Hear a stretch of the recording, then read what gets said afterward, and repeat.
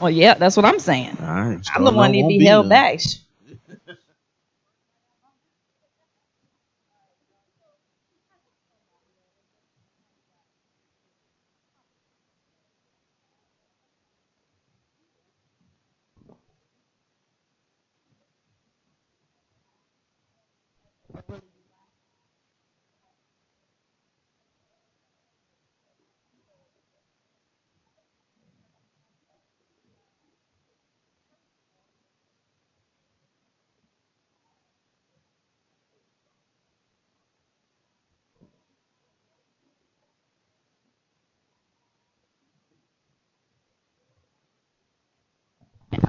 This guest with us tonight that we're going to be bringing on a little later. Her name is Monteria Roberts.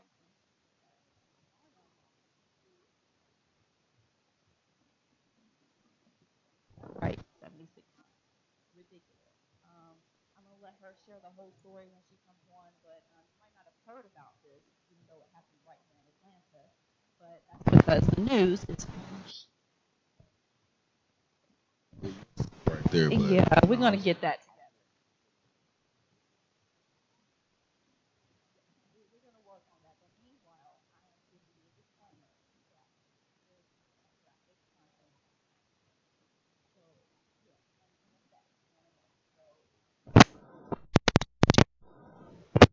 Just make sure you put the kids to see this show. No, This is, I mean, the thing is, they need to hear the real. yeah, Let the kids stay up for this one. That's true. They need to hear the real. But it's gonna get pretty graphic and pretty real. So I'll let you guys judge your kids' age, based on that. So meanwhile, how was your week? I'm just gonna kick it off just like Saga would do. What would Saga do? What would Saga do right now? How was your week? I can't look as fine as him, but I try. My week was good. It's just another week in the books. Same old. Last week getting ready for this week. Same old week. Yeah. We live for Thursdays, if you guys can't tell. Pretty much. It's the focal point of the week. Everything else revolves around Thursday. True that. So most of y'all live for Fridays. When y'all get off the day job, we live for Thursdays. All day. What about you? Well, I actually have an exciting week right now. My week is still taking place because my kids are going to summer camp. Mine is too. Summer camp. Your kids going to summer camp too? Yeah, but he'll be back tomorrow. Oh, shoot. Well, you enjoy it while it lasts. He left Monday. I got 3 more days. That's a short summer camp right there. Well, I mean, Monday to Friday. Mine was Sunday to Sunday. Praise the Lord for Boy Scouts. Yes. I like to thank the Lord for Boy Scouts. Oh, I want to give a shout out to Kings of the South Bike Club. I stopped through Pseudo Tuesday night. It was a very, very, very good event. It was packed though. Like, I'm leaving, the bouncer tells me, hey, if you plan on coming back, you're gonna have to stand in line. It was that packed. Dang. But wait a minute, you went Tuesday instead of Wednesday? I thought Wednesday was the booty day. Yeah, I forgot what it's called. I'm gonna just call it the booty day. Oh yeah, the butt naked peach run. Yeah, that one. I knew I had forgot something. Dang, you missed it. Yeah, I missed it. But yeah, shout out to Kings of the South, man. They got the whole week and weekend on Smash right now. Y'all check the page. The flyer's still up. Y'all want to go to any of their events? They there. Yes, and last week we had them on the show, so you can go back to last week's show if you missed that. Check it out. It's got all the details laid out there for you, so you cannot miss anything the rest of the week if you've been missing it already, because you missed the booty already. Yeah, you missed that. I think I missed it too. So anyway, we're going to go ahead and get this show kicked off, and we're actually going to start it, since we are on the subject with police brutality. We're going to start it with a music video. This was inspired by the events in Ferguson, and the song is written and performed by Gage, and it's called I Am Mike Brown. And we're going to go ahead and cut to that, and when we return, we will have the amazing, not only our host Saga back here sitting between us, keeping the distance between the two of us, and making the scenery finer than it was before. And we'll also be introducing our special guest, Miss Monterey Robinson. So y'all check out this video and stay tuned. We'll be right back with you. Yeah.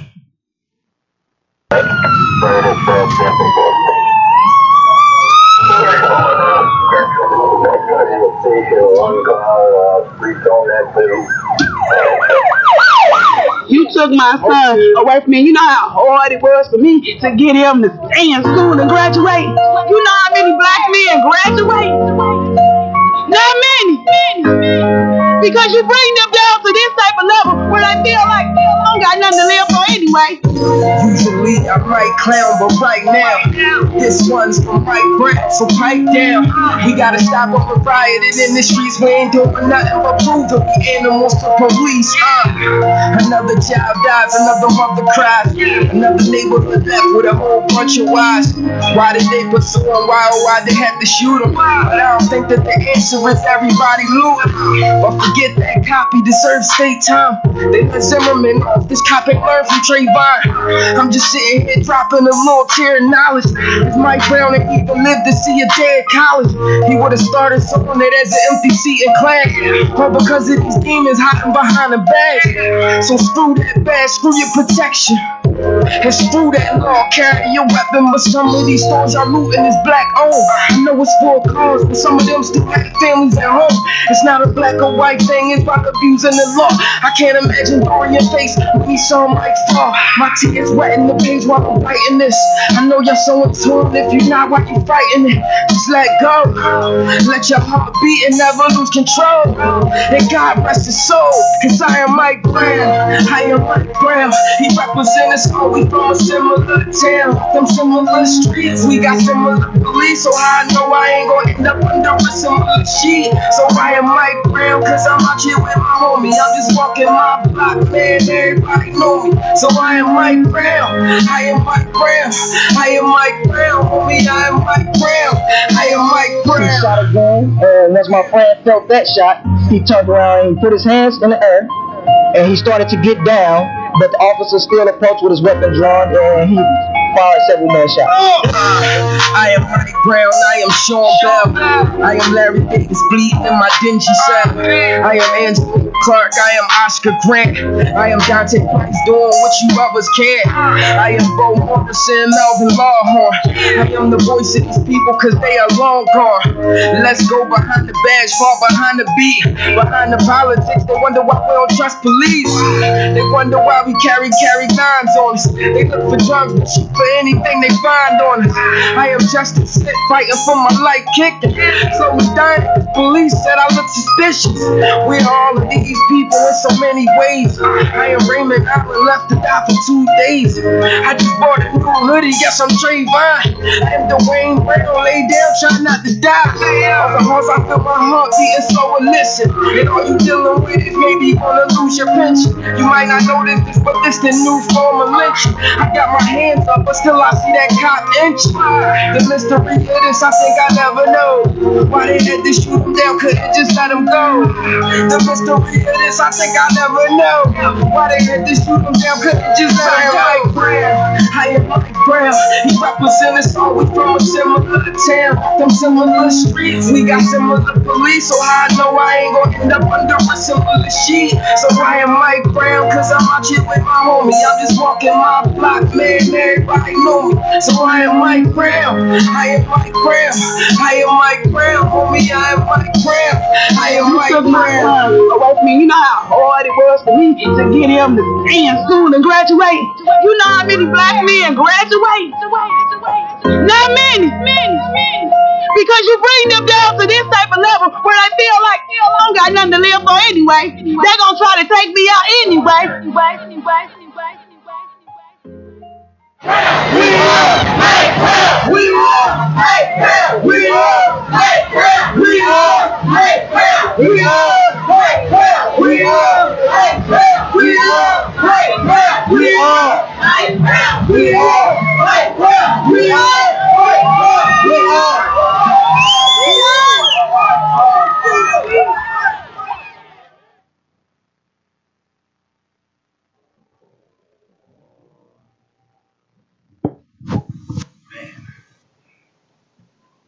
Hey, Oh, where'd you come from? how y'all doing? I kind of just popped up on you. Magic, TV magic. Oh man, that's what happens on TV nowadays. I was here, y'all just didn't see me.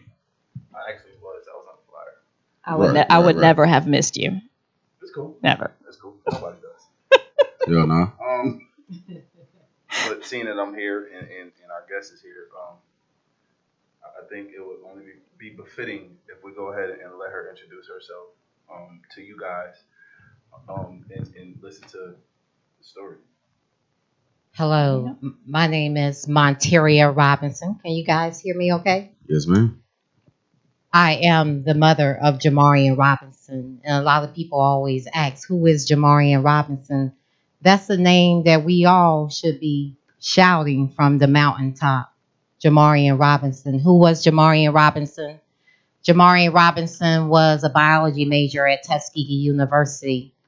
On August the 5th, he was murdered by a task force here in Atlanta, Georgia, in the city of East Point. My son was shot 76 times. And when we say that, 76 times, 76 bullets entered my son's body. My son was killed, or shall I say murdered, on August the 5th, 2016. At that time, my son was a law-abiding citizen. He was actually inside of his girlfriend's apartment watching TV. When all of a sudden, a group of rogue police officers burst her door open, or shall I say battle ram her door open and opened fire on him. After shooting him 74 times, someone stood over him and shot an additional 2 more times, indicating that someone stood over him. Those bullets were extracted from upstairs in his girlfriend's apartment. After he was shot 76 times, he was then handcuffed and dragged down a flight of stairs, where his body was dropped inside his girlfriend's apartment on the floor downstairs in her living room. He laid there for over 8 hours with no medical attention rendered to him. Going back a little too, I left out the fact after standing over him, or shall I say, I can't even say after standing over him, they threw flash grenades too at my son that landed on his body that exploded on him. What kind of human beings can shoot someone 76 times, throw flash grenades at him, which exploded, handcuff him, and then let his body lay there for over 8 hours? What kind of people can do that to a human being? My son was a life. My son was a student athlete at Tuskegee University, and people always say to me, "Oh, I've never heard that story." Why is that? Because they came with their false narratives as usual. They put on the news that evening that my son had a shootout with police. And me and my family, you know, we know my son. My son is always running, chasing behind his younger cousins, always picking us up, kissing on us. He's always loving, caring. He was smart. He was intelligent. He was humorous. He was athletic. My son played football from grade school to college. You know, his dream, his aspirations were to play in the pros. He wanted to be a professional football player. So I just kind of want you guys to think about that, to let that sink in, you know, and let me know your thoughts. Like, how do you feel hearing someone being shot 76 times? I guess I'll go first. I like I said in the post I put up, to hear officer involved shooting one shot is like, damn, like that's enough in itself.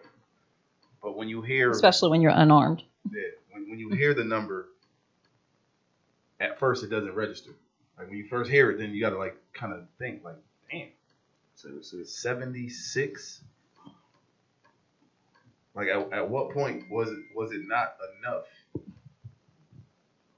Like that's wow. it's crazy.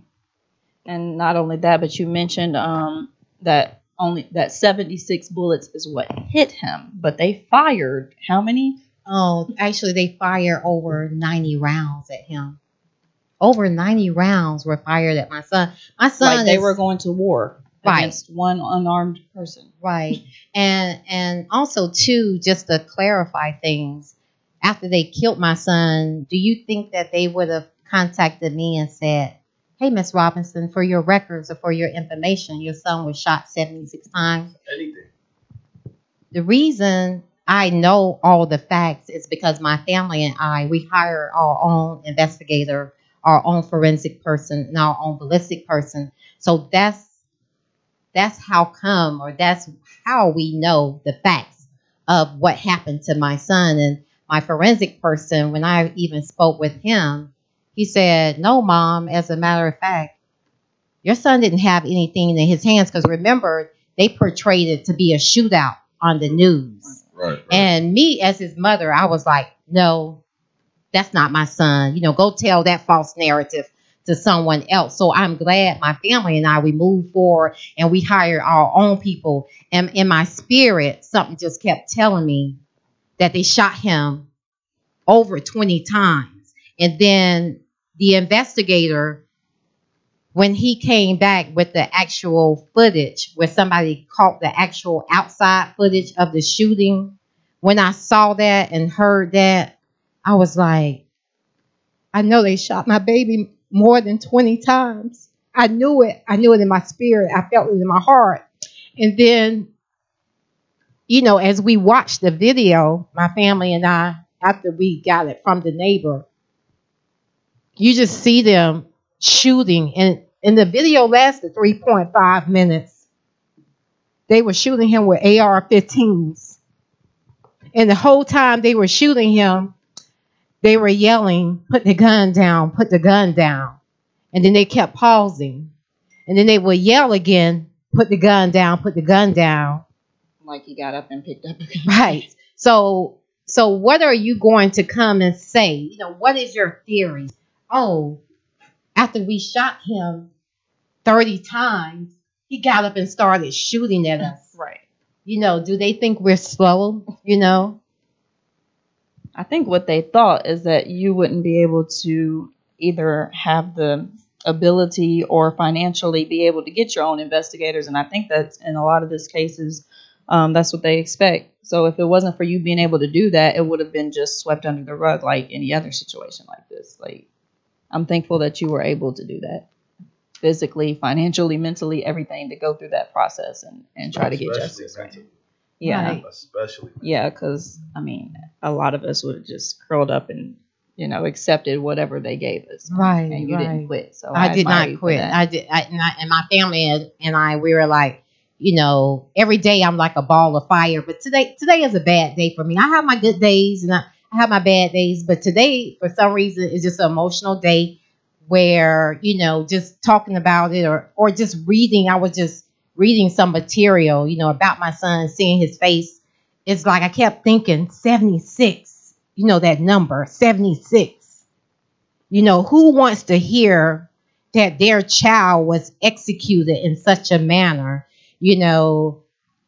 It's just unheard of. I feel like sometimes it's just a nightmare. And I just want to wake up out of this dream. I just want to wake up, and my son just say, Mama, I'm right here. I'm watching over you. I got you covered.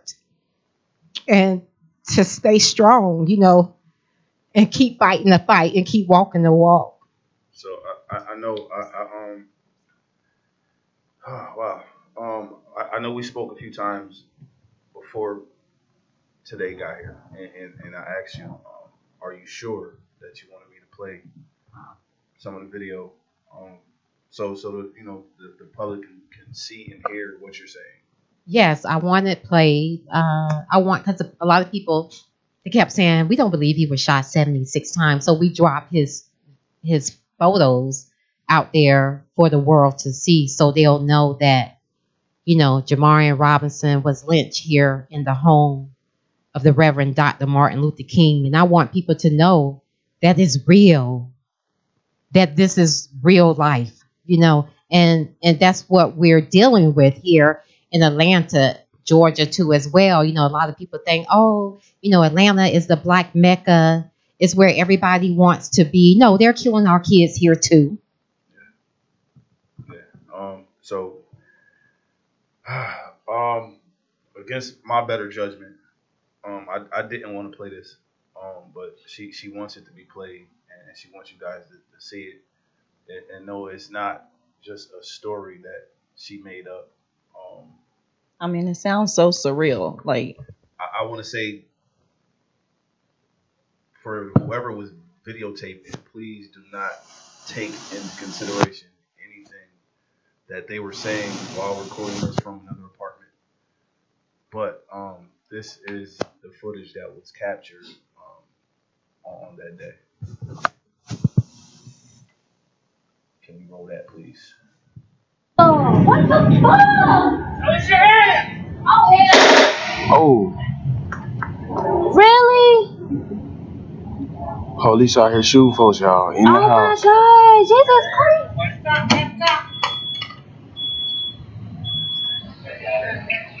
This is fucking crazy. But they come over here too.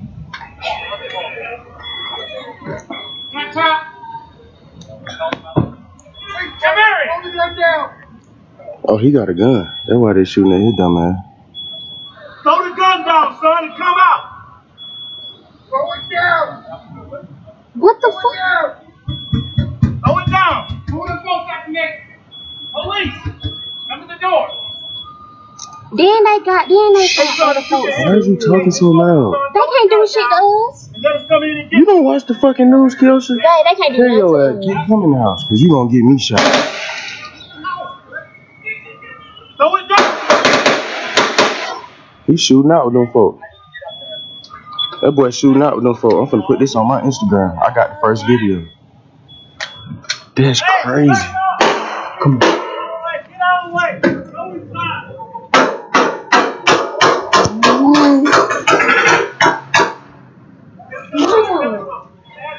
I gotta get from off over here.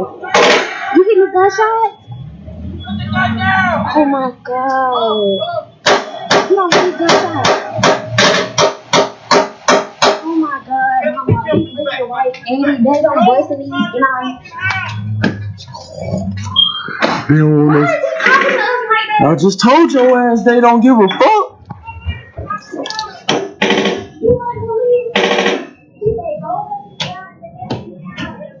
What?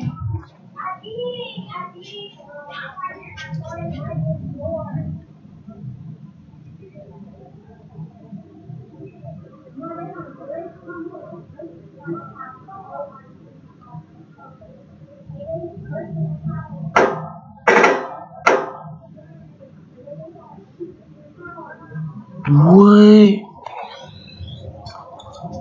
Y'all see how crazy the 12 is, bro? They out here shooting in this motherfucking apartment complex. In the house. Shooting in the damn house. In the damn house, dog.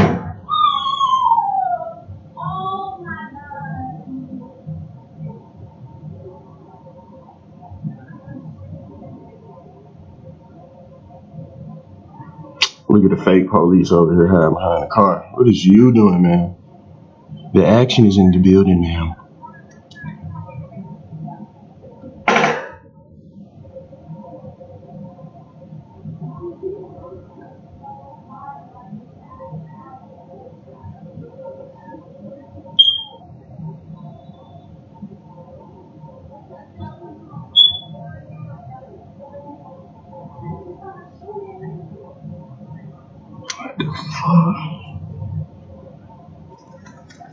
What the fuck?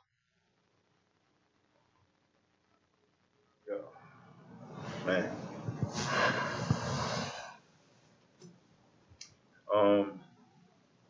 So if you can hear the multiple shots, and then like I watched it, just watching it for me when they screaming, put the gun down, and then you hear all these shots, then put the gun down. Like how many shots did you have to fire before you said put the gun down again? And then all of a sudden out of nowhere you hear the pop, pop, pop, but then it goes back to the automatics. Mm-hmm.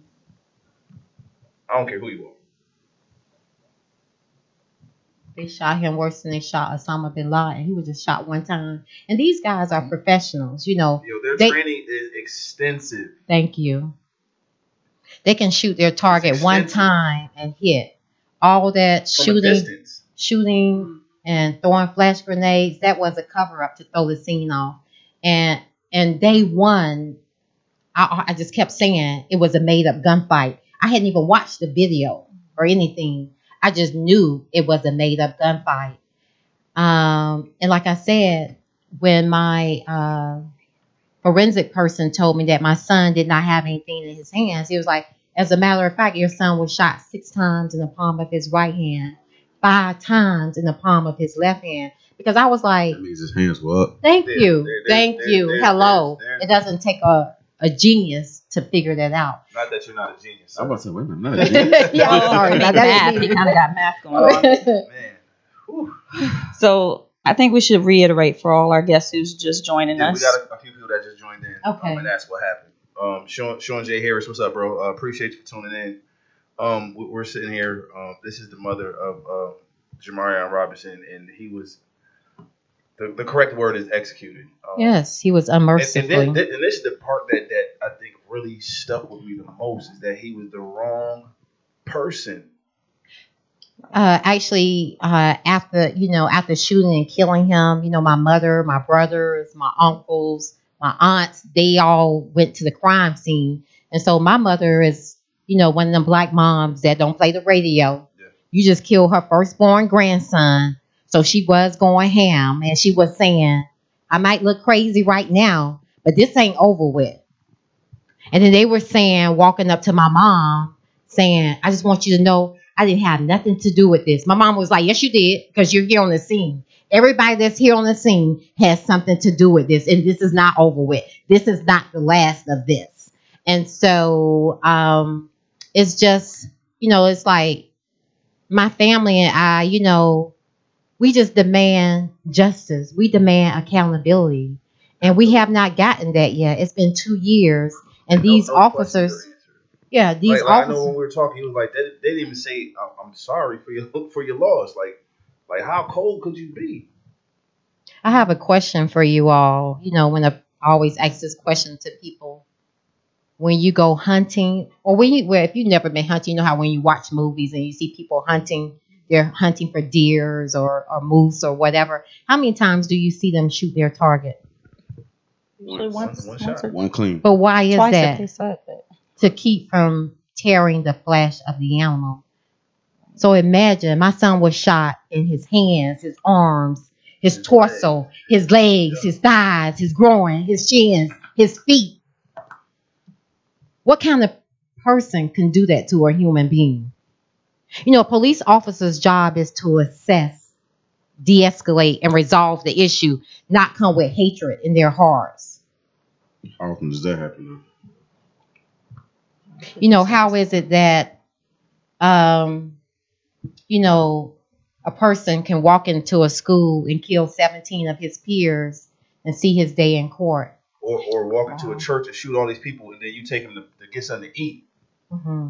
It's so crazy because one of our guests just said that, and you didn't even see that. So. Oh, okay. Yeah, I mean, it's a very valid point. And getting back to that day on the scene, after they killed my mom, and remember I told you after they killed my son and my mom was going off, they showed my mom and my brothers, because my mom was asking, why would you all do something like this?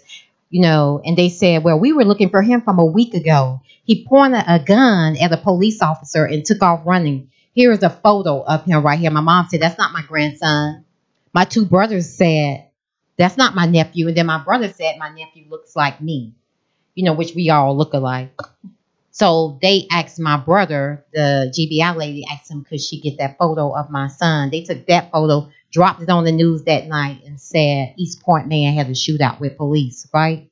So that was going to be the story that they were going to go with until I came with my own people. So now, what can they say? He was shot 76 times. They would have never came to me and said, excuse me, Miss Robinson, but your son was shot 76 times. By the way, they handcuffed him and drug him down the flight of stairs. Also, too, someone stood over him and shot down into his body. Do you think they would have told me all that information? And ma'am, we're sorry. He was the wrong person. And I said, even if that was my son, no human being deserved to be. They don't even do that to animals. Don't you go to jail if you commit harm to an animal? That's considered a felony. And I always say, you know, my son's story never made world news or national news, but the inhumane way in which he was murdered will make history. So for the last 2 years, they have been trying to keep this silent, keep it inside of Atlanta, keep it from getting outside. You know, we have presented the facts to CNN and other national news media outlets, but no one has wanted to pursue the story. Why not? I mean, this is a big headliner. This is a top story. Why wouldn't you want the world to know that a student athlete was executed by police officers? You know what I mean? And my son, you know, he has a motorcycle. You know, he has a vehicle, and so my son will always get stopped for speeding. Now that's Jamarian Robinson. So if you come and tell me Jamarian just got stopped for speeding, that's him, right? And so my son wasn't like ignorant to law. My son knew his rights as a human being, you know. And whenever he was stopped by the police for speeding or anything, he always complied because, you know, why not? You know, you have nothing. He has nothing to hide. So when they came and told me that, oh, he had a shootout with police, I was like, oh no, go tell that false narrative to someone else. You know, and a lot of mothers always say that they applaud me because they say I can't be like you. I'm not strong like you. And you know, I wasn't able to do the things that you were able to do. And my son was, you know, they talk about how their kids was killed and murdered and how they weren't able to pursue matters because they didn't know how, you know. And so I always tell them, you know, if, you know, I'm not only the voice for my son, but I'm the voice for their, you know, sons too as well, or daughters, because, you know, women, we're not exempt from this. We're not exempt from, you know, police brutality. True. You guys, like, you just like lost for words. Because I want you all to feel me. I want you all to know that Jamarian could have been your son. You know, he could have been your cousin. I think you know, about your that nephew. later. You know, he could have been your family. We are family. He could have been one of us. Yes, yes. Right. I've been in those situations where it was close. So like this, and you know, when you watch stuff on the news that happens elsewhere, you see it. You know, you might talk a little shit about it, and then that be it. But this is so close to home. Yeah. And then we're in East Point right now. Yeah. And this is the thing that happened. What was that Friday or Thursday? We had got an inbox about the story. So we were saying, all right, let's reach out to you and figure out how we can get a conversation with you. Right. And then the next day, we end up at the mall for for the event, and then our There you table were. is right next to you. Right. There you were. I remember. I don't believe in coincidences. It's like, do you know Let's see what this is tomorrow? real quick. Time 11 seconds. They gotta wait 11 seconds. Alrighty. With your turn. Hey, you got the DTTO Show caller. What's your name? Where you calling from? Hey, good evening. My name is Miles. I'm calling from New Jersey. What up, Jersey in the building? Yeah. What up? What up? What up? What's going on? Yeah, I was tuning into the show, and I was just wondering for the panel, what are some of the things that you think that young people could do in this day and age to protect ourselves from these sort of tragedies from continuing, and how we can continue to spread positive information without it coming across that these youngsters need to do better? I think that's a hard question to just give I'll be honest. a straight answer. 'Cause Yeah. the young man that was shot, she just told you He was watching TV. He was chilling, watching TV. Right. He's a student athlete. Yeah. The only cut and dry answer to that question: leave the country. Oh, Move. I agree on that. For real, though. I agree. Move. But I totally agree. That's interesting. You saying that the only way to protect ourselves is to leave the country, but I don't think that's very feasible in different situations throughout America, because it's not just regional or systematic attack on just a certain group of people. Because That's exactly what it is. These are very much systematic attacks on a certain group of people. I was about to say the same thing. What do you mean by that? I'm not. To explain myself better, what I'm saying is it's not just one section of America that this is happening in, and it's on all different walks of life that, individual young folks that we come across this type of situation, in different aspects. So I'm saying that running away from it, when I hear, go to a different country, that doesn't solve the problem. That's why I was asking, like, an open type. I agree. It doesn't solve the problem. The thing is, it's like, to solve the problem, look at what we're dealing with. We're dealing with police. To solve the problem, you can't get rid of police. When I say, and the thing is, this is regional, because I'm not sure what you know about Atlanta, but East Point is heavily black populated. This stuff don't happen in Buckhead. This stuff ain't happening in Sandy Springs. So yes, it is regional. It is systematic toward a certain group of people. And, for lack of a better term, this day shit. So the only cut and dry way is to get up out day shit. Now, if you want a simple solution or a more grooming type situation, I got nothing for you. We just gotta get the hell up out of here. This ain't our shit. I think it goes to what you hear over and over again, fixing the system, which is hard because it's day shit. We don't have, and even, and it's bad to say this, even with black officers, they're the worst ones in my opinion. They are, because they're trying to prove themselves to that code. Them. That you get what I'm saying? Once you put that shield on, you are no longer black, white, or orange. You are now blue. But my thing is, I would like to interject on that. But at the end of the day, when a police officer take his uniform off, he's still a black man. And so if he was at the grocery store, at the gas station, you think when a white police officer approach him, they're going to say, hey, are you a police officer? No, Trump told them to shoot first and ask questions later. Right. But that's going to be the first thing you say. I'm an officer. Show a shield. It's all the same fraternity. But that has happened before. That has happened. And they still shoot I was them. trying to come up with not necessarily simple solutions, but just, first off, how you started is with the conversation.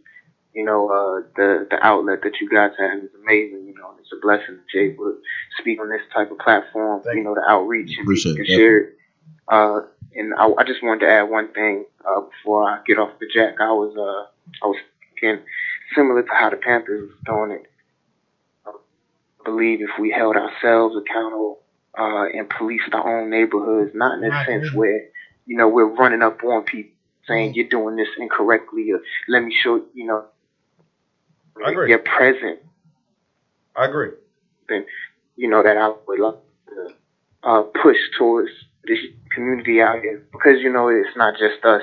And when I would go back one more statement, when you were saying it's not when you said it is regional, I was saying that it's not just specific cities. I was saying it's just not the Southeast, because this happens in the Midwest, this happens up north, this happens all throughout the country. That's what I was saying. Gotcha. Taking, understood. Hey, I can't stay on, but I appreciate y'all taking. Nah, man. Hey, we appreciate you checking in with us, bro. Definitely thank you for calling in. And now stay blessed. All right, peace. Yeah, and I think the purpose of Agony's response wasn't, I don't think most of us are able to literally leave the country. I think the point was that there really is no solution. Like, what can you do? Yeah, and I'm glad he reiterated at the end, like, it's happening here, there, and absolutely. That goes into what can you do. We can't really. There's stuff we could do, but they're not gonna like it. At one point, I think we were telling our kids when this first started really becoming a noticeable thing. I'm gonna say a noticeable thing because it's been happening, but it just when it became noticeable to most of us, we were telling our kids, make sure you comply, make sure you be respectful, and all this different stuff. And I think that's still important because in some cases, when you're dealing with a good police officer, I don't know what other way to put that, then that might work. But a good, when you're dealing with somebody who's really doing their job, then that would work to be respectful and keep your hands where they can be seen and all that stuff. But in some cases, you really can't do anything. Yeah, and that's the hard part. That's the hard part, because when you're raised that way, you try to raise your kids that way. It was different back then, even with the parents. Back then, when we was growing up, my next door neighbor could have popped me upside my head because I was doing something wrong. Now, you can't do that. It's either a fight. They got you live on Facebook or whatever the case is. It's not the same. It's not the village raising the kids anymore. Right. Everybody has their own selfish agenda on why you can't touch my kid. I don't. If my kid do something around you, you get on them, get on them. I ain't gonna lie. I will snatch somebody's kid up in the grocery store. I done did that before now. Listen, I've been doing that. Hey, you got the DTTO Show caller. What's your name? We calling from? Hey. Hey, Mom. This is D White. Hey, that's Jamarian's girlfriend. Hey. Oh, hey, how you sweetie. Doing? I'm all right. I was just listening, and the caller before, I believe he was misspoken. I think the issue is a lot of people, it's not real until it's real. Like a couple weeks before Jam died, it was out the guy with CD Sterling. It was him, and I remember I was on Instagram, and of course, they had the hashtag Black Lives Matter. So it was a trend to me then, Black Lives Matter, Black Lives Matter. But it's not real until it's really real. It's not real until you're at war. And when you're at war, there's no getting out of war. You're at war. So the thing is, with, like Mom said, these people, they knew exactly what they were dealing with. They were dealing with a 5'6" black male, not dangerous, had a couple of speeding tickets. So they knew exactly what it was. And we, at the time, we didn't know these things. We didn't know that they knew. They were well aware. It wasn't until later when she hired the private investigator. It wasn't until later that the forensic came back to say, well, hey, your son wasn't holding a weapon. Or, hey, this story isn't matching up to the movie. The blueprint doesn't match the movie. You see the cops, you see the movie, you see the show, you see the drop the gun, you hear the firing. So that's the movie. But the blueprint is the apartment itself. When you have 3 slugs going into the ground because somebody stood over him. When you have the shots going up the stairs, but there's no shots at the doorway where he's supposedly fired back. Where you hear the flash grenade because the flash bang, because that's part of the movie. You hear the flash bang because they're at war. This is war. So they're painting the picture that they're at war. Right. When that's not war. And you're absolutely correct. They said that they killed him military style based on the findings of the investigator. The way they killed it was an execution, and he was killed military style. And even my family that's military, when they watched the video, they were like noticing stuff like you and I wouldn't even notice. But being that they military, they were pointing out different things. That's why I told you their formation, right? The way they yelled stuff out. But they're not at war with us. We're U.S. citizens. We vote. We pay taxes. And to add on to that, Mom, you know, based on the documents that we've received, we can't speak on everything, but you have the blueprint of you're at war now. You have the blueprint, which is the apartment, and you're saying these things, drop the weapon, put down the weapon. But now you can't have no survivors to tell their side of the story. There's no side of the story if there's no survivors. There's no body cameras. In Iraq, we don't know what's happened across seas because there are no survivors to tell the part of the story. So the crazy thing is, they knew what they were dealing with. They waited. This was a 3-day operation. They tracked them to the house. They watched the house. They waited for everyone to leave. And then they went in. Yeah, so they definitely stake out. They definitely not do their due diligence. Well, actually, they sent in the maintenance man, you know, according to the findings. That's how come they knew it was just one person they were in at there. War. War was upon us, and we didn't know we had enemies. Right. So let me ask you this. They sent in the undercover spy, the maintenance guy. They sent in, you know, people. They sent them in to scope the place out, so they were prepared for war. Like what they said in our history books, they salted the ground so no plants would grow, no food would grow. They had already had their plan. They didn't plan on letting Jam leave alive. That was never. There was never another option. There was no let's go in and apprehend. Right. It was always let's go in and destroy. There was no other option. Right. And the thing is with a war, for one man, after you watched and you surveyed this house, you know who's here. It's about 3 girls that come and go, and 1 guy, being Jam. So it's 3 girls who live here, 1 guy, but you need 15 men to apprehend because we were a threat, though, right? So they were already going in with the thought of this is war, this is target practice. They thought he was nobody. Say, oh, it's a how can we escape? What can we do? Once somebody's mind is already made up, there's nothing you can do. The law wasn't made for us. It was when the Constitution was written. It wasn't written for Black citizens. It wasn't written the oath that you take in court to protect and serve, and that wasn't made for us. When people got their freedom on the 4th of July, we were still slaves. So the law wasn't made for us. So we can be law-abiding citizens to a law that doesn't apply to us. So it doesn't matter how we go, how we answer, yes, sir, no, sir, yes, ma'am, no, ma'am. The law wasn't made for us, so there's no justice for us because we're second-class citizens. That's right. So it doesn't matter if you pull over when you're being apprehended by the police. If he feels that you're a threat, you're a threat. Absolutely.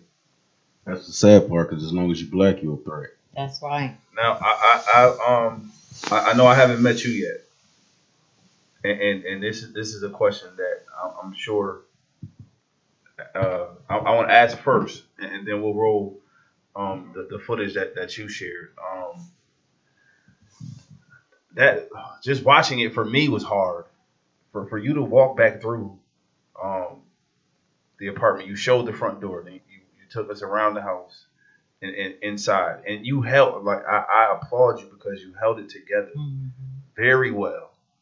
But that had to be like one of the hardest, if not the hardest thing that you've ever done.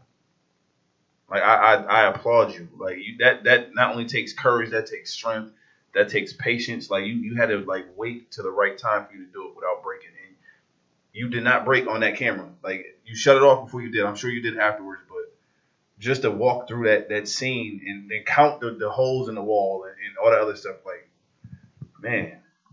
By the way, your video was the one that was sent to us originally. This is what first got my attention. Everybody just, when somebody send you an inbox, they say share this, and you usually just forward it to everybody not thinking. But I usually don't even pay attention to like chain letters or anything like that. But this one got my attention, and I got to Googling and researching, and I'm just like, this really happened here? Like, I could not believe it.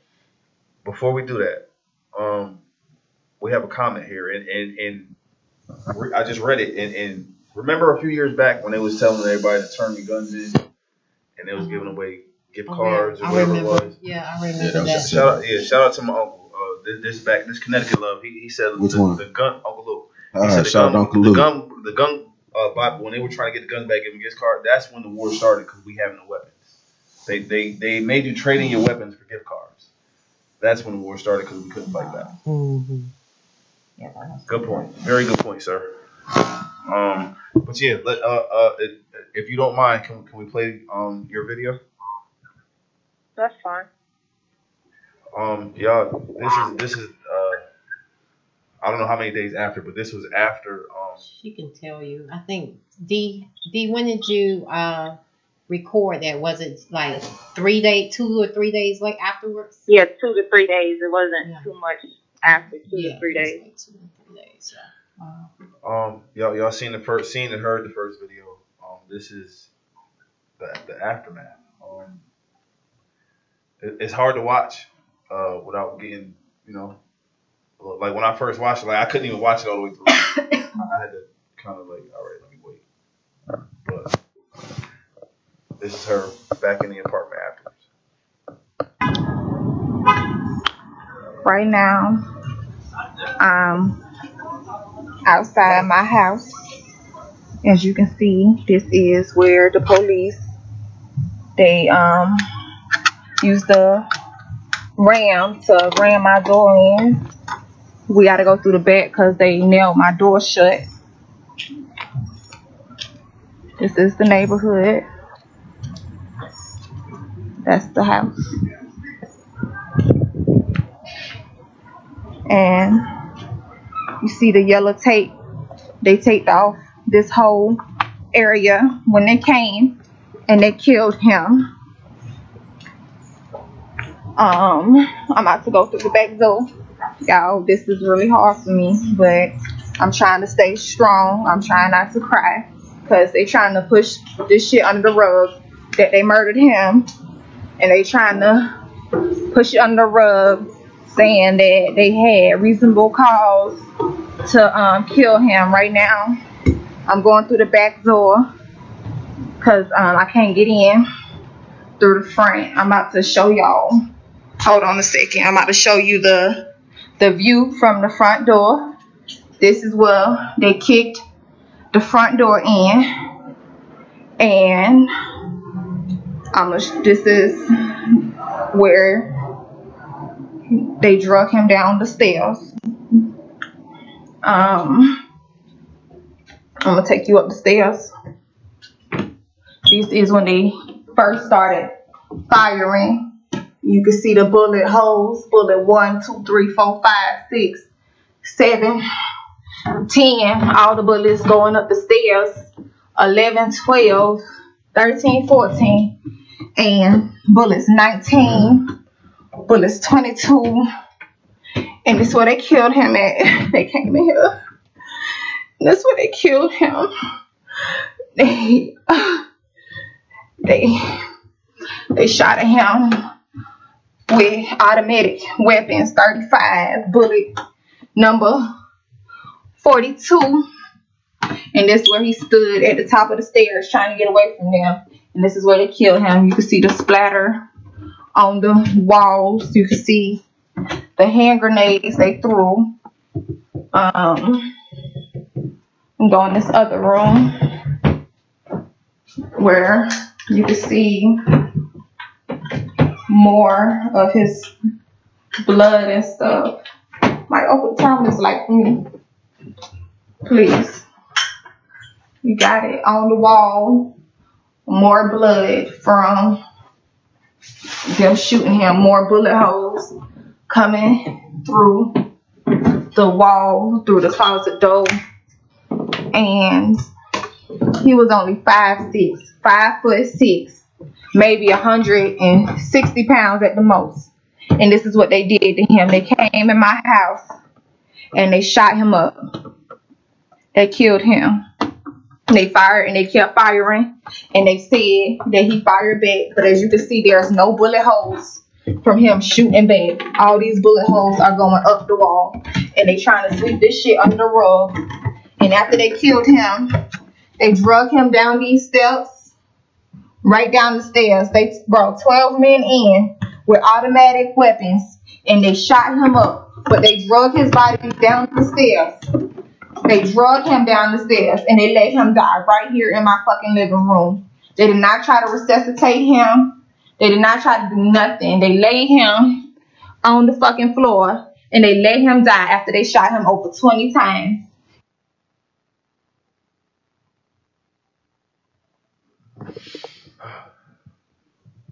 That has to be like I said, I couldn't even watch it completely through the first time. I think after she got into the house and showed the floor, I stopped it. I was like, all right, I can't watch this right now. Because the bad part is, it's like, you know, we watch movies, they stylize, you know, they gonna make it look all extra for the cameras or whatever. That looked like a staged movie set. But to know that was real, you know what I'm saying? When no artists involved in making that, you know what I'm saying? That really happened. And so that make it hit even more close to home. And, yo, there was no yell cut and everybody walked off and had a coffee afterwards. That was real. It's Jocelyn says, with all those bullets, what would the purpose of hand grenades be? Exactly. That's over. It's over. It's called overkill. It's overkill. If you saw the first video, if not, go back and watch it later. But you can hear when the hand grenades were going off. It was after so many rounds of bullets. Like, was there more people in there? Was y'all like? But there was something I wanted to comment on. Something sister said about it being a war. A war is an exchange of mutual combat. That young man was hunted. Good point. No, I agree. He was hunted and executed.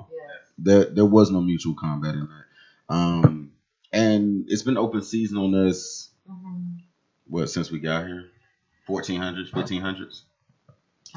I remember Jamarian and I was watching when Philando Castile got killed, and we were just having a conversation about it. He said, "Mama, they killing us every single day out here." And I just said, "You're right, baby, you're right." And I said, but he was just basically saying that, I said, remember when they said when Obama came into office, I don't know if you guys heard, it was like a word on the street was that they were going to kill as many black men as they could when Obama was in office. I didn't know that my baby was going to be one of those. You know what I mean? I said that to him. I said to him, remember they were saying that word on the street is that they're going to kill as many black men as they could while Obama is in office. And he said, well, Mama, I'm not afraid to die. And I said, you're not? I said, well, I am. And I don't want to die, you know. So that was like the conversation him and I was having. So if you can imagine having that conversation with your kids and the next thing you know, your child is one of them. I just want to encourage and remind everybody who's watching this to claim Jamarion like we did. He's your son. He's your nephew. He could be any one of us. And so if you're watching this, if you're hearing this, you need to be sharing and tagging. There is no reason whatsoever that this shouldn't have made national news. And I know we had a conversation and with so many people asking, and even when I posted, it was quite a few people that asked, well, what can I do to help?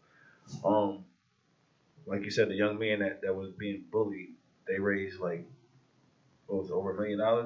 I believe so. And she started, like, she's been doing this for 2 years, her and her family. Some have lost their jobs, and spent everything they had to get their own investigators and everything else to kind of join in and help try to figure out what happened.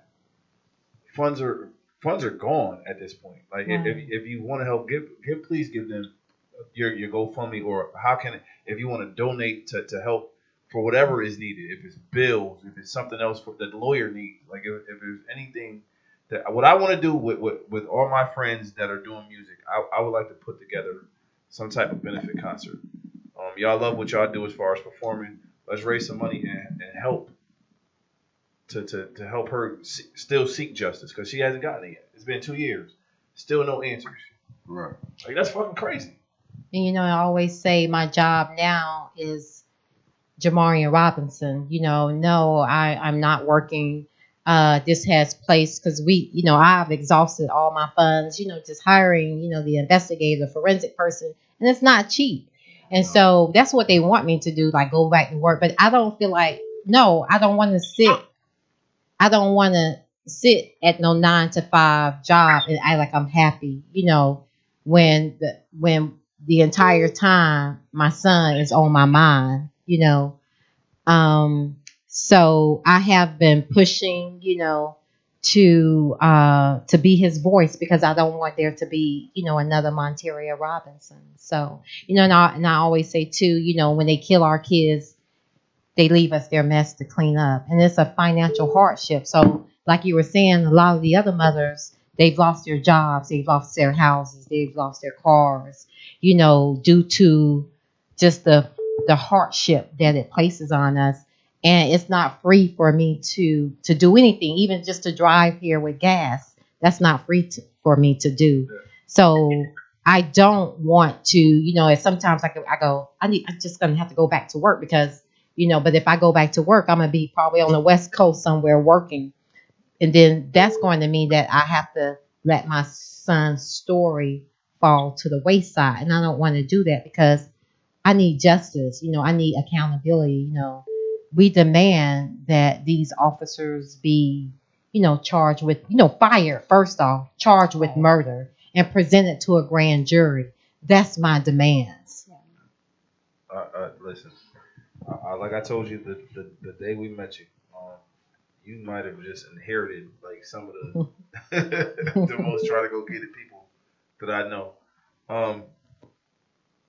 We're gonna have to let her go offline. Is there anything you want to say before we let you go? So we got some more people trying to call in. D. No. I want to say thank you though. Thank you for taking. I didn't know she was there. Cause I know this is hard to keep going over the story and explaining it and reliving it. So I want to say thank you for taking the time to call in. It wasn't a problem. It was more like a duty. Thank you for calling in. I didn't even know she was going to call in. We with you. I need you to understand that. We rocking with you, okay? Okay. And we're gonna try to get as many people that we know that we're connected to get on board as well. Like I said earlier, is when you see it someplace else, it's like, all right, cool. But when it's this close to home, like we have to do something. True. It's not a y'all. Exactly. We have to do something. Us. But you enjoy the rest of your night, love. And thank you. All right. Thank you. Good night. All right, peace. Time 47 seconds. I'm about to hang up on that one. Cool. So, I'm just saying, we gotta try to get as many people that we know. I think Turn your radio down. That's rough. Yeah. Oh, man. But yeah, again, like I said, if y'all want to help, like I said, a few people have asked how can you help. They have events where she speaks at and other things. Show up to the event, support what she's doing, share the story. It doesn't have to. Financial is good, but it doesn't have to be financial. Just be a supporter of what's happening. Because, like we said earlier, it could have been any one of us, any one of our kids, or any other one of our relatives. So share this. If you're on our live feed right now, hit that share button. Absolutely. And get it to your network. Hey, you got the DTTO Show caller. What's your name? Where you calling from? I'm on now. It's Uncle Lou, man. What up, Unc? Hey, Uncle Lou. I'm chilling. I'm just messed up right now because I've seen the video and I'm watching the show. And first off, I give my condolences. I know it's too late for condolences, but I'll take them in. My heart is heavy because I got 3 black men that I'm responsible for raising. Oh, wow. And it's so scary. I have to preach to them every day. Be careful what you do, how you do. But to see that video, they came with the intent to kill. Exactly. There's nothing they can say, nothing they can show, nothing that they can explain. I agree, 100%. And this is why I'm a nonviolent man. I try to be anyway. Bullshit. Excuse me. I cleared it up. I said I try to be.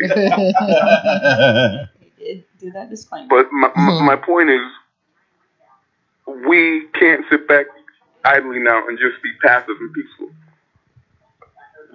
because they're at war and we're crying peace, peace. Mm-hmm. And it's time for a revolution. Point blank, period. I keep mine ready to go, because if you ever hear about me on the news, if they get me, I'm taking 2 or 3 with me. That's right. Because it's just that bad. Because we as black people don't have a chance now. Right. So you're We've been saying turning the that other it's cheek. time. We've been walking the other way. Oh, don't do this, don't do that. It's time out. Yes. Because they're killing us daily. And they're getting away with it. But if they come for me and mine, I'm unloading and reloading. And I'm not violent. Drink to that. How do you say it? My name is Soccer Boss, and I approve this message.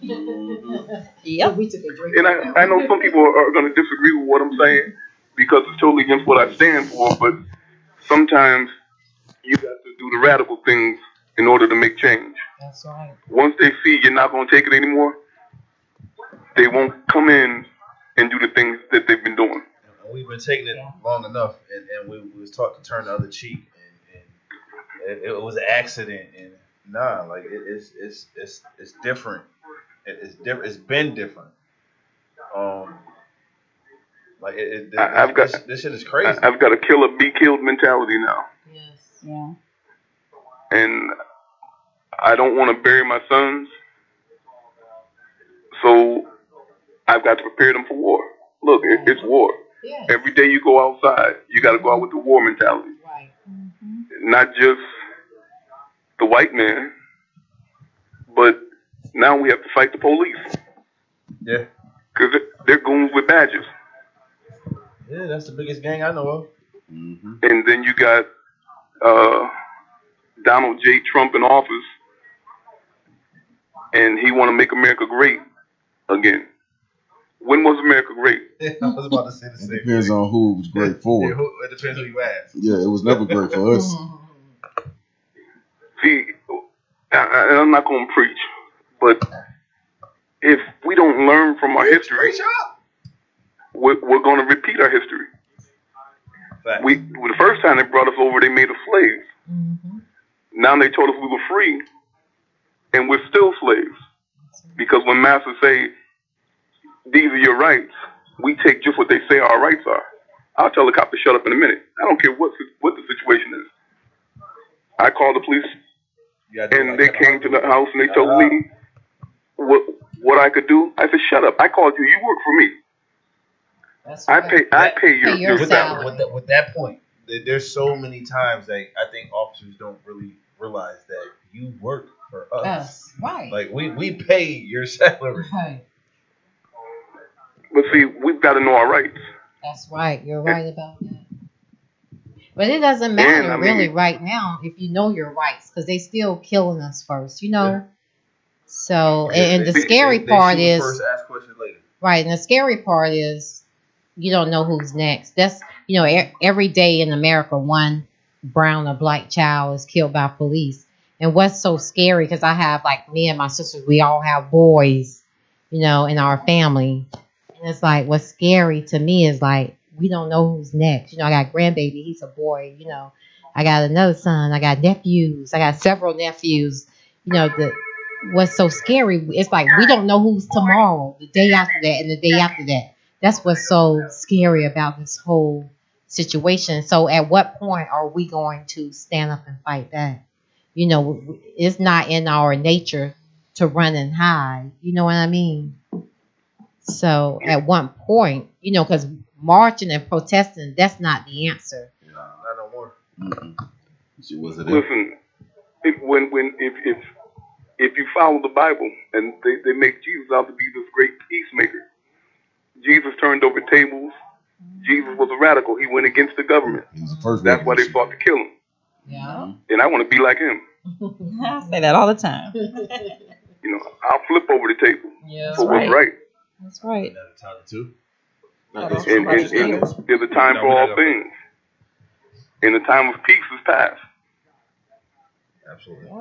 I appreciate you for checking in with us, man. Yeah, Thank you so much, You always rock with us, man, and Thank you, I definitely appreciate that. I'm supposed to. I'm responsible for you still. And then you get all got mushy on me now. Oh, I'm talking about my 14-year agony, man. Forget you. Well, wait a minute. What about me? Hey, appreciate it, Ain't nothing wrong with that, man. If he said what up, you forgot about her. She part of the team. I know he don't pay me no mind. No, it's about the men right now. Okay, I got you. It's about the men. Once the men get strong, then we take care of the women. I got you. But now we rally sit this one out, the men to go to war. That's right. I heard that. Time to protect. Understood. I appreciate you. I bust a cap real quick too. Don't get it twisted. My sister be saying I'm packing. I'll holler at y'all. Yeah, get your arms together, man. That's right. Amen. Get them legal and fear for your life. That's right. Then you can shoot. So we are in the fear of our lives right now. That's how I look at it. We are. Our children are in the fear of their lives right now. They are afraid of police officers. They are. It's just fact. Yeah, and that's back when we was younger. It was like we see a cop, we was like, oh, he's doing hey, Mr. Police Officer, something like that. Yes. The thing is, growing up in the 90s, no, we saw the police. The 90s. What was you doing? Being black. You were younger than I am. He was being bad. We had the DARE program where they took us on trips. And, see, we had DARE. We had had DARE and I Great. dare you to do it. Don't move. I dare you. I'm gonna holler at you in a minute. Thanks, Okay. Miss Robinson, this is a question I've been ever since this has been a upcoming topic. I want to say about the last 2 weeks. This is a question that's been in my head, and I said, I'm trying to write out a script of all I'm gonna say. I didn't have much. Okay, I ain't got nothing on the paper, but it's one question. Mm-hmm. So, in this situation, to you, how would you define your justice? How would I define my justice? I would Yes, define ma'am. my justice as number one, those officers being fired. Number two, murder. Them being charged with murder.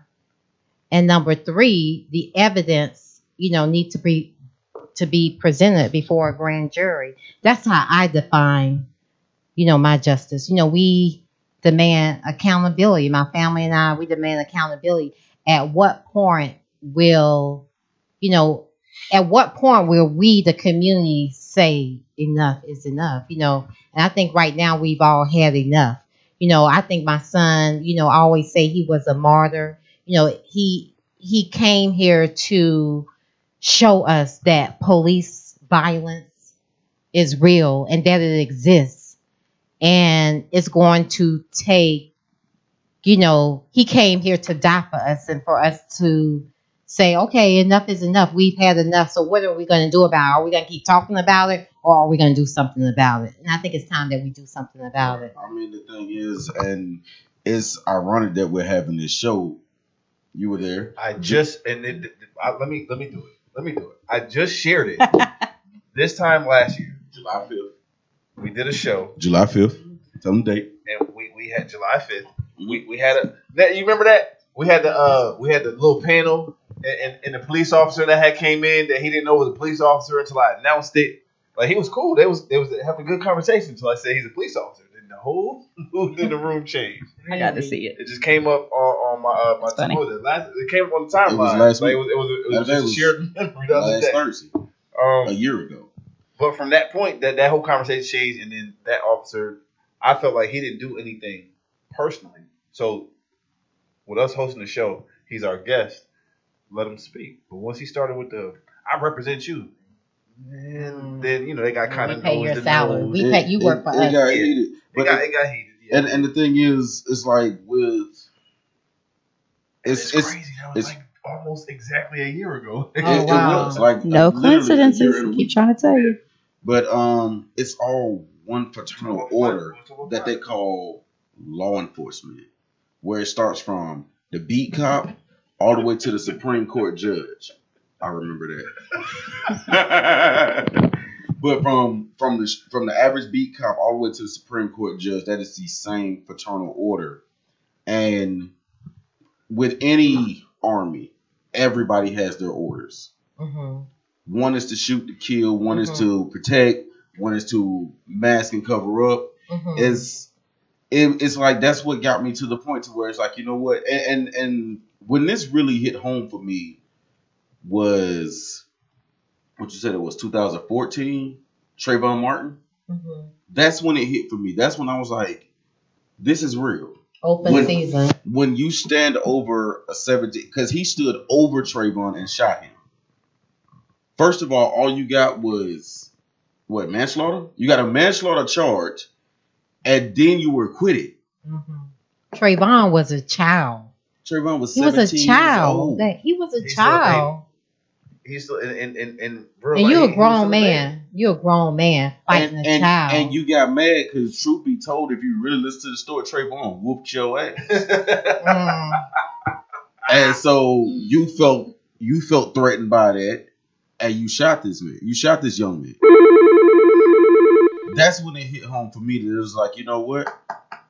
Where's our justice? What would be our justice? Time 9 seconds. Yeah, that's crazy. And from what I want y'all to do, right?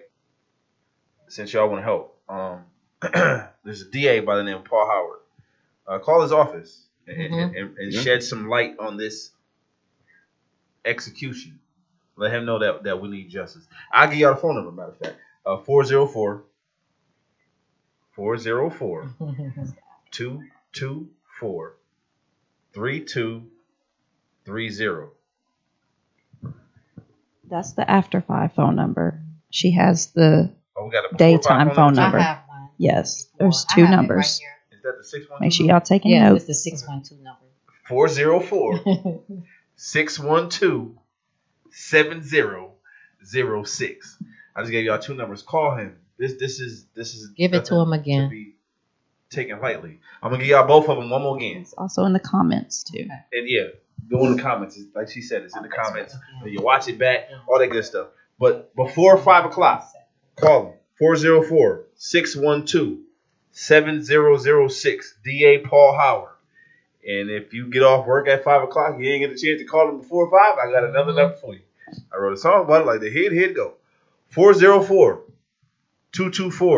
404-224-3230. When you call them, tell them Saga sent you. Right. He come have a sit down with us and have a conversation on why nothing's happened yet. Hey, caller, you got the DTTO Show. What's your name? Where you calling from? Oh, they're calling back. Never mind. That's cool. That's probably with Call back, caller. Probably Paul Howard. If you're still tuned in. He upset. Did you just get my phone number out? Yep, sure did. You know how I play Scrabble. Both. BOFUM. Both.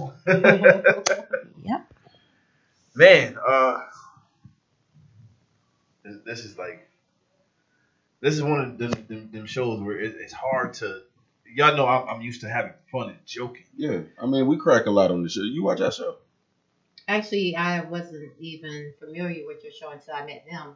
What was it? Yeah, Last you know. weekend? Yeah, Now I know. I'm about to say, for your 2-hour weekly outlet, Thursday nights 8 to 10. Watch that show and I have sure will. have some Definitely. fun with us on the other days. I mean, I got my people all tuning in too. Right. I sent them to a Right, lot of people, yeah. so Watch the show, I see them posting stuff You can come in and sit down when you sit whenever down I right now. want Say to. fun. Right? Yeah, just come hang out. I'll come hang out with you guys. Y'all know I'm always cutting up. We play videos that's funny and all that good stuff. But Right. this We today, gotta say them for next week. yeah, today was one of them days. Once we sat down and we had a plan. It was supposed to be the panel, the hip hop panel, and I was like, bro, we got to push that back. Yeah. We can't. I don't, like the state of hip hop Sit right on now. this any doesn't longer. matter. Like it doesn't matter. Right. And there's good and bad stuff happening in hip hop. But that's the Today- thing, though. I mean, the thing is, even with that State of Hip Hop panel that was brought upon by the execution of a 20-year-old, not by the police, but by his peers, that don't make it no better. Wow. True. So I mean, it's all still relevant. It's open season on us, and then, god damn, it's like some of us are getting the idea that it's like, hey, if the police shooting black folk, if I do it, ain't no thing, because it's open season on black folk, on young black folks. Crazy. We've God damn, we've developed the Stockholm syndrome to a terminal case, to where we are siding with our oppressors, doing the same shit they doing, and it's not the move. So yeah, I mean, that's gonna come up next week. We're not gonna get too much in the next week. Until next week, this week is your week. You know. Brian David says, salute, spread the word, good work, use your platform. Which reminds me. Brian Davis, did you share? Oh, no. Not to cut you off. When I was on my way here, he was on another show. And I had chimed in to show him love. And he was like, no. Because he was like, oh my God, it's Saga. He was like, no, don't give Saga no love. He get too much love. Because he's nominated in Atlanta's hottest male model category. He was like, nah, don't give Saga no love. So right now, what he says doesn't even matter. If she say anything else about Brian David, cut her mic off.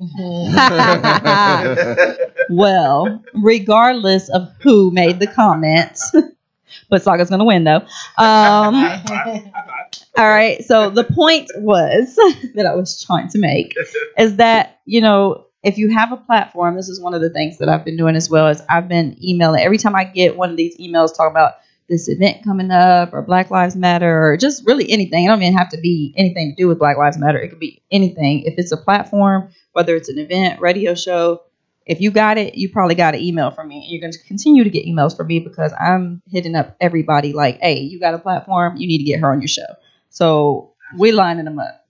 She said I might as well be her agent. But so just to make this clear, when y'all come to the mall during Christmas to take a picture with Santa, and she's standing next to Santa telling her story. Right there. Y'all know where by the white Santa. Wait, which Santa? The white Santa or black Santa? Where we at? It could be the which? I know, right?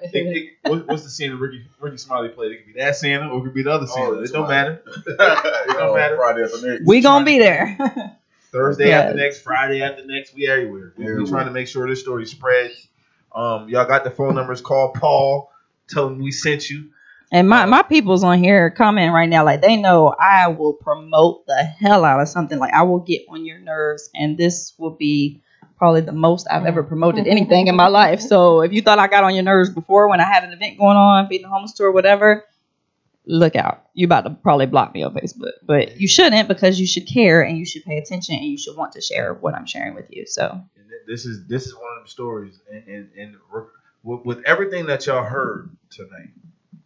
And I still say it for me, like, at the end of the day, all them shots that were fired, just everything. And he was the wrong person. And there was still no public. I feel like they should have made a public apology. Didn't even admit it. It shouldn't even have been like they came or sent you an email. That should have been a public apology. You killed my son and he was the wrong person. Y'all fucked up for that. You know what's crazy? I mean, let's go back a few years. It happened right here in Atlanta when they shot it's bad when the center started. Nicholas Thomas? When the center started off, when they shot, and they had to stop and think. No, the older lady. She was about Katherine Johnson. Katherine Johnson. Right. And they said that she was holding dope in the same house. Scenario. And she banged out with the police. This lady was like 80, 90 years old. Same scenario. She for real bang out with the police? Same scenario. Yes. I'm keep saying that. Same scenario. No, I agree. Think about it. You know how it when happened? I was talking with somebody the way over the week, they portrayed my son killing like the same way. It's the same exact identical. I was talking about like shooting, but they shot each other to kind of throw it off too as well. But it's the same exact scenario. And I always say to people, you got to know these names. There's been so many killings here in Atlanta. Kane Rogers, Anthony Hill, Alexa Christian. You got Katherine Johnson, Jabril Robinson. Watch the same movies we watch. So when they see some shit happen in the movie, they want to right. Period. I honestly believe that. Hey, turn your arm this way. Let me graze the skin. Say you got shot. It's shit like that. Right. I mean, we saw Training Day. Yeah. Touch my arm. King Kong. Hey, you got the DTTO Show. Caller, what's your name? Where you calling from? My name is Beverly Nixon. Do me a favor, Beverly Nixon. Can you turn the volume down on whatever you're watching? Turn your radio down. Oh, okay. That's your radio show. Hey, we love that you love the radio show. I go in another room. She said, I ain't turning shit down. I'm going to just go in another room. I like that. That's my mother, you are. How did they kind of say it? Excuse me. Special. That's her mama. You can't say shit. You're special. I love Hello? it. Yes, ma'am. How are you? I'm fine, and you, sir? I am wonderful.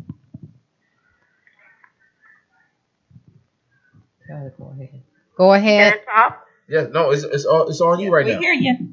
Oh, okay, thanks. I'm Jamarian's grandmother. I'm the one that went to the scene. Okay. I want to thank you guys for using your platform for getting the message out, because we have a lot of cowards in Atlanta who wouldn't stand up. John Lewis, I don't know what I'm calling his name. Sting Reed. Yes. Name. I've also got in touch with the new mayor with no response, and Paul Howard, the coward. I'm sorry that I feel. Howard the coward. That's what you said. She said one when I was young, I used to like Howard the Duck, but she said Howard the coward. Paul Howard, the coward, who would not stand up for what is right, and he was voted in by, mostly black people, and he just turned a deaf ear to the story. And also CNN would not put it out there for protection of the Martin Luther King era, this state, the state of Georgia, which is very racist. So I want to thank you guys for being strong and putting the message out there for our family, because Jamarian was loved by everybody who knew him. He was my firstborn grandson. He never did anything wrong. He always tried to help people. And the way they lynched him, if I was like I was when I was young, nobody would be standing right now who was at that front door. Message. Nobody heard that. I told you. I like grandma. Especially the one in like the front that said, put the gun down, shooting at the same time. Yeah, that's. When did he fall? When did he fall? For him to keep shooting and saying, put the gun down. After how many shots did he fall? And you continually saying, put the gun down.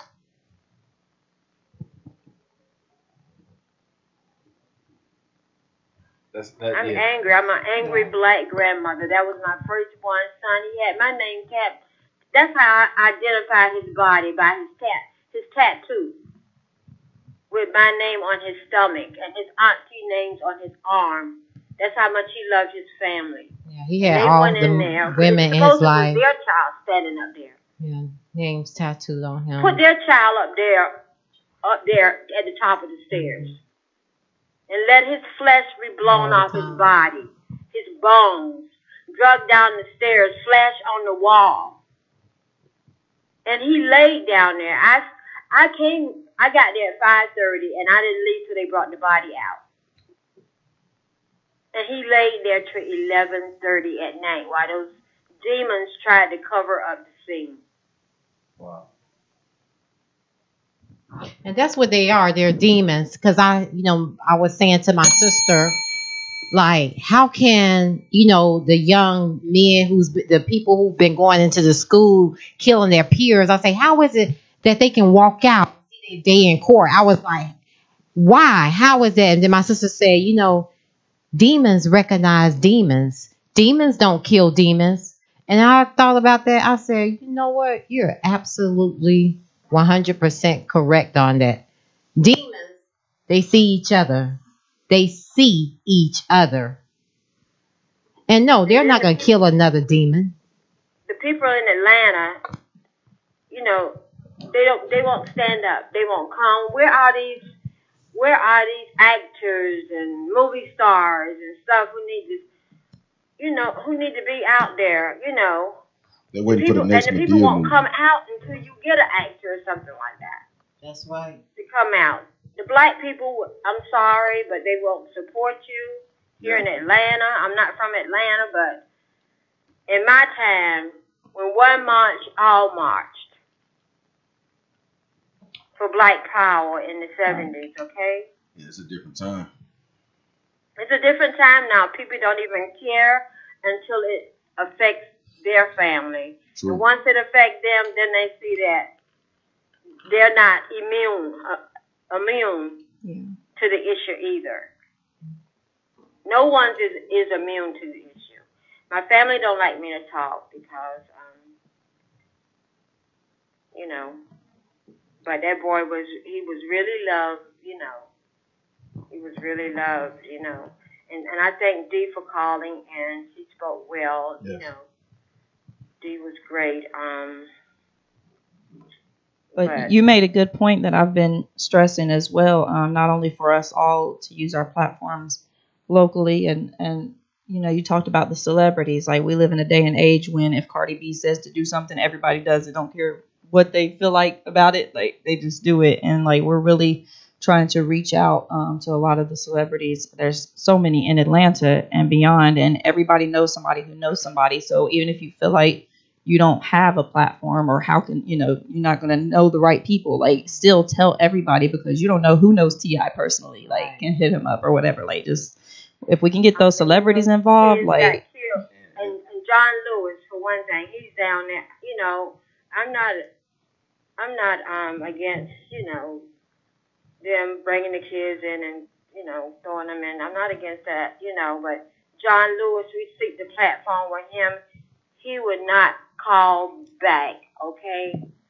For over 6 months, my daughter, who was in the military, tried to speak with him, but he shows up downtown in a march for the kids who are being locked up. For immigration, For immigration, yeah. He shows up for that, right? But we couldn't get an audience with him. We could not get an audience with him, and he marched with Martin Luther King. He was there when the police beat them up and stuff like that. And he turned a deaf ear. Shame on him. Shame on Paul Howard. Shame on Kasim Reed. And it may be. My time is up. No. Nope, I was that agreeing. means he agrees. I was agreeing. That's an exclamation point. That was my nonverbal agreement. Oh, shame on all these people who won't take a stand for what is right. Anybody with their hands blown off through the palms of their hands, you know that something is wrong. Anybody shot 76 times like an animal. Worse than an animal. He wasn't an animal.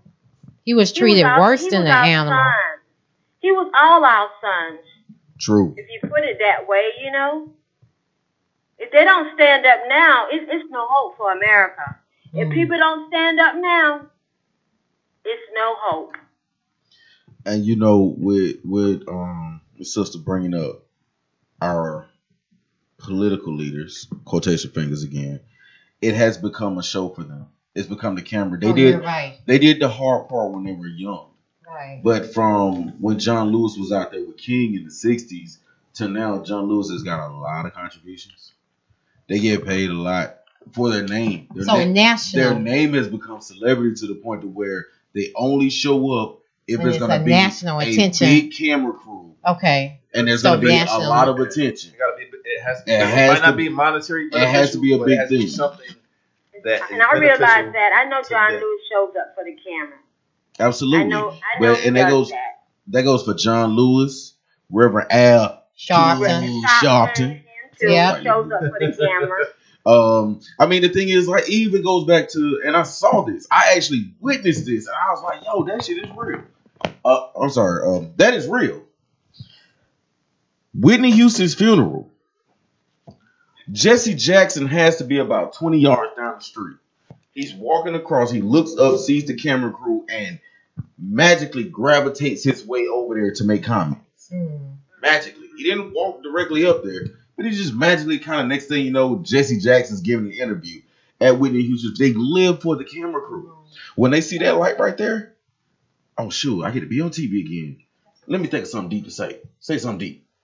You know what I'm saying? So, and the thing is, it's like now, when it's still at the grassroots stage and you're not putting your hands in, when it makes national, we don't want your help. Thank you. Hello. We don't want not your at all. Again, man. Because like my mom said, we've reached out to to seek an audience And with that's- all those and that the problem she is that's what they here for. and I remember Cassine Reed personally, they declined me. They said no, you know, we don't have time for that. Kasim In wasn't other one words, with the people. right? And we learned that after 8 years. Right. He wasn't one with the people. He was one with those people. Listen, y'all know this is the time of the show that I hate the most. Yeah. Is that you gotta sing that Mickey Mouse song. Like now it's time to sing. No. But I just wanted to thank you guys for all you're doing to help get our story out. Oh, we ain't stopping here. We ain't We've stopping only here. just begun. Baba, That's you know what you singing. adopted me too, right? You gonna sell my peanut brittle for me? Say what now? You gonna sell my peanut brittle for me? Yeah. It's your new retarded grandson, basically. That's what he's saying. Right. That's what he's saying. I sure will. You're stuck. You got me. I'm here. I'm gonna invite y'all to a home Southern cooked meal. I was just about to say that. Do you But I was going to let Agony say it. Woo! Dude, she's not a baker. She's a cooker though. Oh, she. Okay. Macaroni and cheese. I like I like can collard key lime cake and carrot cake. Key lime. She said she lying. Key lime. She said key lime cake And carrot cake. and carrot cake. And carrot, homemade from scratch. Homemade from scratch. Tell her she We'll be there. I know, right? Thank you guys. Thank you for calling. Thank in. you, Thank you. Mom. Bye bye. Bye bye. Peace. Yeah, I wonder why I love So what I do. let me ask you this: what do we do now? Keep pushing. Keep pushing. I answer Call that for Paul you. Howard's office. Blow his phone up. You know, we may have to get together and all show up too as well. You know, Is that does his office phone take selfies? You know, everybody should send a selfie. Like you know, he works for us. You know, what people have to realize, he works for us. So, Absolutely. you know, we can show up anytime and, you know, and demand that he meets with us. You know, we seek an audience with him. We demand accountability. You know, we want to know why these officers felt the need to shoot not only my son, but your son, your brother, your nephew, 76 times. And then they come out with these false narratives, always. Like me and my family, I just kept saying day one, it's a made up gunfight. I knew it. And even when remember in D video, like at that time, we didn't even know how many times he was shot. I just kept saying, I know he was shot more than 20 times. So that's why she said it in her video. You know, my boyfriend was shot, you know, he was shot 20 times, more than 20 times. We didn't know the number at that time. But come to find out, I was absolutely 100% correct. He was shot 76 times. The medical examiner lady said there was so many bullets in his body that she stopped extracting at like number 42. And he's little, like he's like horror size. You said 5. He's a little person, short. That's a little man, So, 5'6", 150. Like he's like my height, my size. Yeah, he about your height, a little thinner. Yeah, he's like my height and size. So see the size that, because I'm like 150. So he's my size. Yes, I am. I just don't look like it. I don't think she's But her age my either. son She was lied just about a lot of lean, athletic. You know, but he was a little He man. played sports his whole life. Yeah. He gonna be in shape. He in shape, period. And that had nothing to do with what they did. What they did was wrong. It's gonna be wrong. It's 100%. He could have been the Hulk, and he didn't need 76 bullets. Rushed the door and tackled him. But two, they could have waited for him to come outside, like because my son always go, you know, in and outside throughout the day. You know what I mean? He don't just stay in the house all day. He'll go in and out. Sometimes he'll go out, throw football, stuff like that with the kids, just whatever's going on. Sometimes he would go buy ice cream when the ice cream truck came in the neighborhood for the children, stuff like that. You know, I remember after his games, his football games, especially when he went to Clark Atlanta University, he went there like his freshman and sophomore year. Like every time after the football games, he would ask one of his teammates, or maybe two of them, hey, you guys hungry? You want something to eat? Because think about it, most of them are away from home. And they would be like, yeah. He was like, come on, y'all can go with me and my mom, you know, and get something to eat. And I would just always take that too. Yeah, we would take them. Right, exactly. You know, and he would always, you know, ask them if they were hungry. You know, I asked them what they wanted to eat, and I'll take them and buy them something to eat. And a lot of times I took food to the football house for all of them. you know, for the athletes to have. And they be like, there goes Jamari Robinson's mama. That's my girlfriend. They would be saying little stuff like that. And he would just be snickling and laughing in the background or what have you. But it's like I miss that. You know what I mean? I miss that, you know. And to look at this, the plus side on this is that as like so many who have given their life for a cause, we don't look at I don't look at Jamari as a victim, but as a martyr. Mm-hmm. Change is going to come because of it. I hope so. This should make the Beginnings Book of World Records, and this should be a part of the history. You know, just like people know Trayvon Martin, Jamari Robinson should be a household name too as well. You know. Absolutely. And this is what we're doing to make that happen. we don't just want him to be a household name. We want this to be the part where it stops. But here go the problem. This is the part where it starts. Yeah. Because the thing is, it's like now it's like we know we can't. Hands up, don't shoot. Black Lives Matter. Yeah, no. That doesn't work. That doesn't work anymore. You gotta blame us for shooting back with holes in our hands. I don't get that. And you gotta know, it's like this is the part where it's finna get started. It's finna get gritty now. Yes. This is the part where you put your boots on, you put your helmet on, you lock and load, and you gotta be ready now. Right. Thanks, Uncle Lou. Appreciate you. I said that a year ago. No, he watched this show too. Yeah, he did. That's the bad part. No, to you. Thank you. You're very welcome. Thanks for having me. No. Thanks for, you all letting me use your platform to share my story. I am very humble, and I really, really, truly, deeply appreciate it. I just feel honored. I'm sorry, I've been feeling emotional today. Today's just been one of those days for me. But usually I'll be like a ball of fire. I'll be bringing it, Most of the time when you see me out in public. We saw you on stage. Oh, who don't play is Jamari Robinson's mother, We saw you on stage. Okay. Yeah. But no, I just, again, just to, like I said to D, just to relive this as much as y'all have to.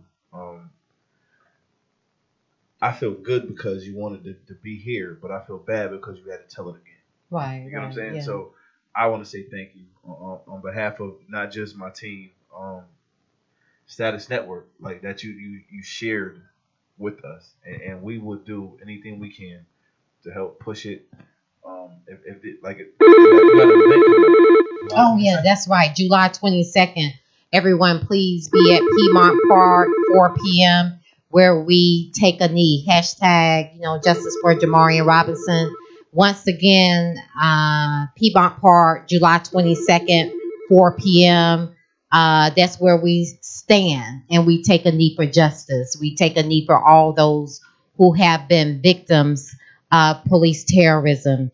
Once again, July 22nd, Piedmont Park, 4 p.m. I ask everyone to come out, join us. We will have great speakers. We're looking to have, some professional athletes out there with us, joining us as we take a stand. As Colin Kaepernick said, he took a knee, for all the brown and black kids. Shout out to Cap. Let me ask this question. When do we hit the state buildings, the city buildings, so that we can be a voice, I guess. So that we can be right outside their office. Understand, Paul Howard's not hard to find. Oh no. None of these people are hard to find. No, not at all. But you know what? It's one thing to not answer your phone call as opposed to, damn, I can't leave out my office because they're right there on the steps. Right. When are we gonna do that? We've done that on many occasions. Let's do it again. Yeah, I agree. It's time that we do it. It's time that we set a date and we, I say, seek an audience with Paul Howard. I think this time, it's time that we start busting people in. It's time that we take us. Some heads, boy. Yeah. Shit. Here we go. It's time that we take a stand here in the, I always say here in the home of the Reverend Dr. Martin Luther King. This is the civil rights home. This is where that movement should begin. Absolutely. Why do I have to go to St. Louis or other Chicago and places of that nature? I need those people here. We need them here. But first, it has to be the people here in Atlanta. You know, at what point are the people here in Atlanta going to stand up and say, we've had enough, enough is enough? You know, we get them to show up, like they said, when the celebrities, if I say, hey, T.I. is going to be there July 22nd, you know how many people going to come there to show up? You know what I mean? I reached out to him. You know, so. T.I. We need for you to be there July 22nd. Piedmont Park, 4 p.m. Be there. But listen, again, I want to say thank you. For y'all, July 22nd, Piedmont Park. If you could be there, be there. Ernest Moore, yeah, I'm calling you up because you told me we were going. It's supposed to be a bunch of us. Matter of fact, OM3s on OMW3s on the way. 100 men walking 3. It was over 100 men last time. So we need to jump on board with this because that's what we do. But to y'all that have watched tonight, man, thank y'all. For those that called in, thank you. Let them know. How can they follow you on social media? Social media, you can follow us on Instagram and Twitter at Justice for Jam. Facebook, we're Jamarian Robinson. I think we put the GoFundMe out there, GoFundMe.com, Justice for Jamarian. And Jamarian's name is spelled Jamarion. I would like to end on this quote. Social injustice of the 21st century against Americans is comprised of police terrorism, police brutality, police false narratives, and mass incarcerations here in the United States. Likewise, we are plagued with deceptive lies by judges and prosecutors. As Americans, we must come together to purge these acts of social injustice through enforcing upon law enforcement, judges, and prosecutors the laws meant for our protection and reform this errant culture. Thank you so much for having me. I love you guys, and I'll see you guys again soon. Absolutely. Hey, talk to me. Man, I don't even feel right doing my social media after all that. Hashtag Justice for Jam. Use that on everything, and you will find me through that because I'm sharing it everywhere. Hashtag Justice for Jam. Y'all know where to find me at, man. Instagram, Lord Infinite _ DJ Agony. It's LORDINFINIT _ DJ AGONY. ATL's hottest. Voting's coming soon. Look out for DJ Agony, and we up out of here. Peace. Everywhere. Soccer Boss. It's your boy. Also nominated Atlanta's hottest. And it was, what's the other one? Black Men Acknowledgement Awards. I was nominated for that too. Check my page. It's all on there. Net. Number love for you. Jack Trey. Enjoy. We'll holler at y'all next week. That piece of rock. Yeah, it is. Oh yeah. Hey, let's roll that out. Peace.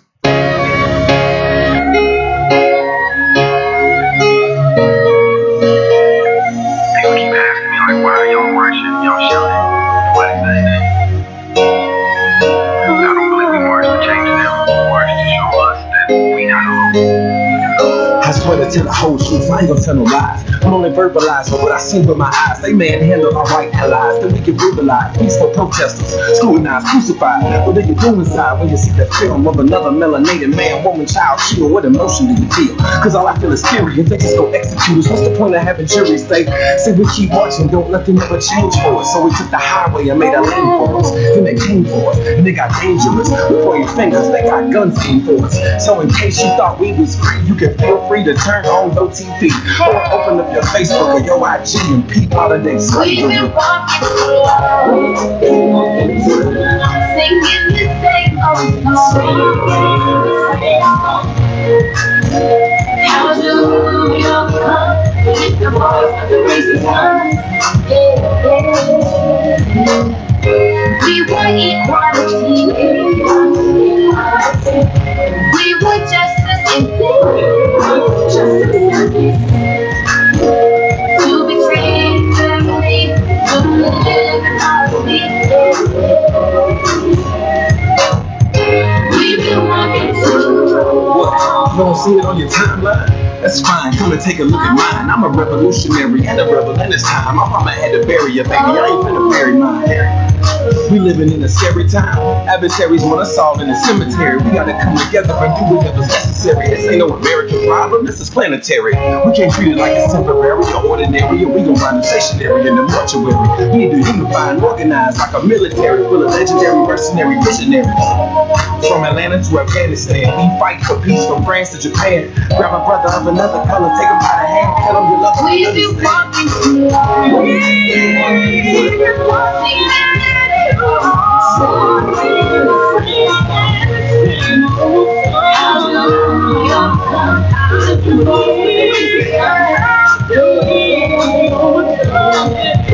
we want equality. We want justice and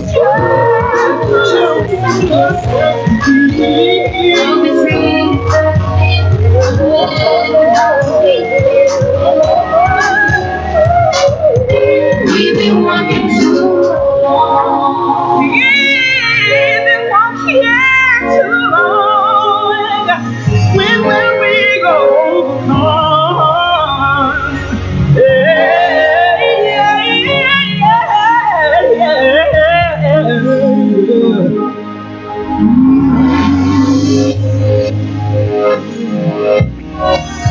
Historians will look back and say, not only was this the greatest fighting force in the history of the world, but all of you also represented the values of America in an exemplary way. We're going to make sure that the gains, the hard-fought gains that have been made, are preserved. But the reason we're able to do that is because of you. None of this was an accident. Freedom is not an accident. Progress is not an accident. Democracy is not an accident. These are things that have to be fought